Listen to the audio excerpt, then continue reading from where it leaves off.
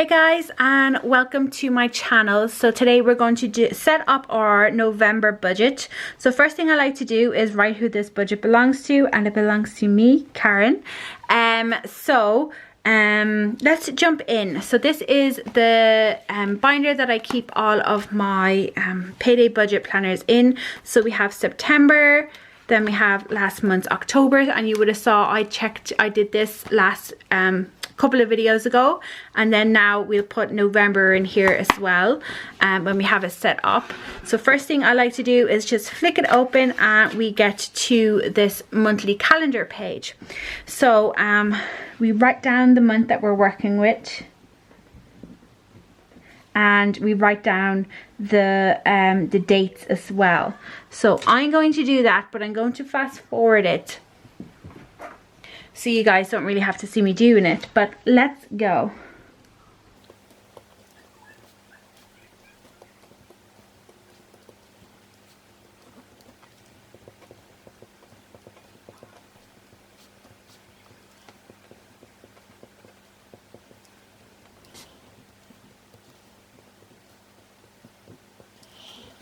Okay, so we have all of them down now, you might be able to see. So what I'm going to do now is just write in our paydays and when our bills are coming out, the ones I know of anyways. So working this side, because there's nothing really, there is two on the other side, but I'll do them in a minute. On the first, which has obviously gone past because today is the 3rd, we have bins, and they're $18.99, and then the gym was €49. Our rent comes out on the 2nd, and there was also like a payday on the 1st, which was the children allowance. Every Thursday Robert gets paid, so I'll mark them off there. Today our electric came out, so that will come out of our utility savings. We have Robert's mobile phone is with Virgin Media, and that's €10 a month. We have broadband, which is due on the 21st, I think. It's $35.05. We have iCloud on the 24th. Then on the tomorrow, our gas is going to come out, and that was €20.22. Gomo comes out on the 11th, and that's $9.99. And then Netflix comes out on the 19th, and that's $8.99. So then I highlight the pay periods just to make them a little bit. So children allowance is a monthly payment we get once a month. And then we have Robert's pay every single week. Then to mark things off, we're just going to do them blue this week. So if you go back to last week's transaction log, you will see that the bins, the gym, and our rent all came out in that. So the bins, the gym, and the rent all came out there. So today and tomorrow and Monday is when we'll have our next pay bills that we need to do.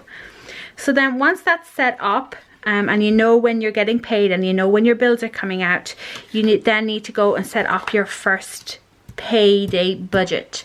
So this is for today's pay, which is the 3rd of the 11th. So I'm just going to do it like this.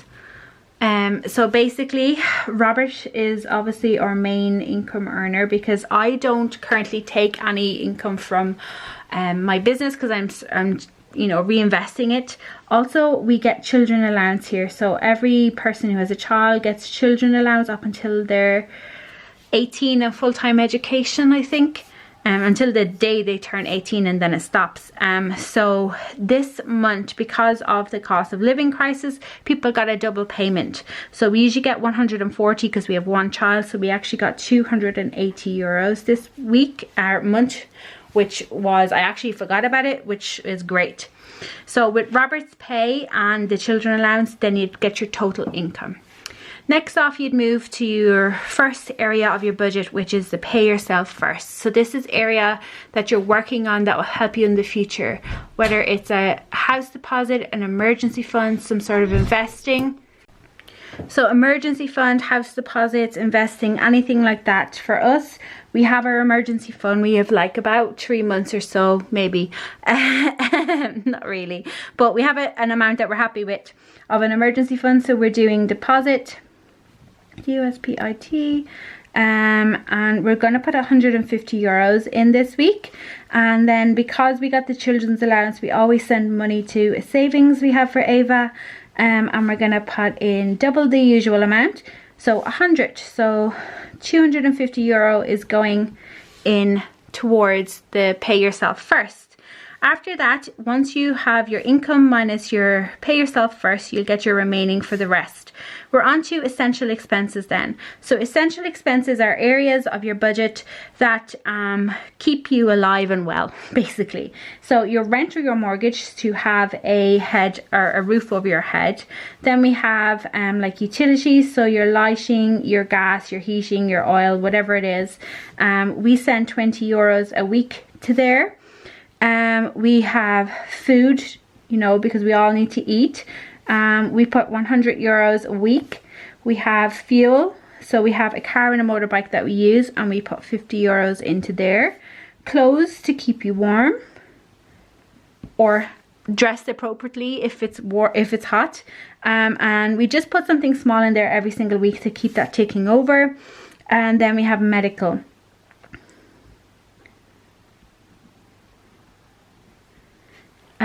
This week, and that's 10 euros. So some weeks we have bins in this area as well, and that's to take our rubbish away. So you'd add up what you have here, take away what's remaining, and you find out what's left for the rest of your budget. Then we have annual costs. So these are things that happen every single year, and that we save up for them so that when the time comes around, we're not scrambling to find money. So first off, we have motor insurance. We put 5 euros in there. We've just paid our motor insurance. So, you know, we're kind of starting over, and we start off slowly. We have the tax for the road, and we have a yearly test that the car needs. Again, we just put 5 euro in there. We have the maintenance for the car and the motorbike, and we put 10 euros. We then have Christmas, which again is fully funded, but we're just putting 5 euro in there. School is one that's obviously we have used because Ava's back at school, but we're just putting in 2 euro literally to keep that ticking over. Birthdays. It's always someone's birthday, or always giving like a gift or donations or whatever. And we put 10 euros in there. So all of this here added up is 35 euro. 37 euros. So you can see remaining from B, which is the essential expenses, what's remaining, minus C's total, gives you what's you can use for the rest of your budget. So then if you have debt, this is the area that you do it here in this section. And then before you move on to the nice things. So the nice things for us right now are our broadband, 875, and we split that bill over 4 pay periods. Mine and Robert's phones, we put 5 euro, why can't I write numbers today, 5 euro into that. Then to continue on with the nice things, we have Netflix, I think is next.